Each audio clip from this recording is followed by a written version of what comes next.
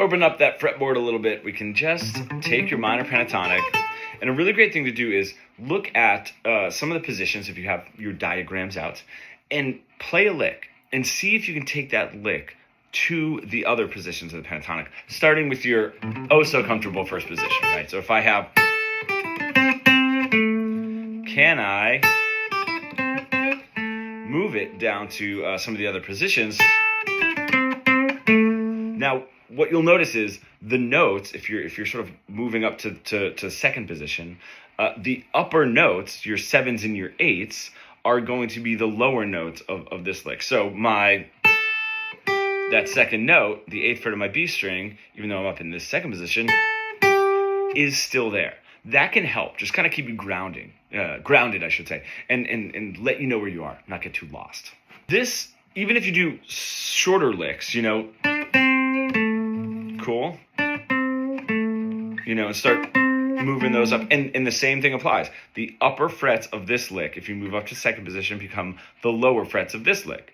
The upper frets in second position lick become the lower frets of the third position lick, and so forth.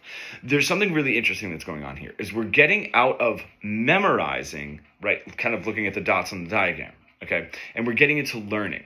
And when we take even just a simple lick and move it around, it becomes a little bit more like learning, because even this, if I move into second position, right in third position, and then I can sort of look at those diagrams and be like, oh, I can see how this lick fits in there. Now, yes, this is still memorizing, right? If you're sort of just reading the tab, this is sort of something that's off of week 1 of our Fretboard Fluency Mentorship program.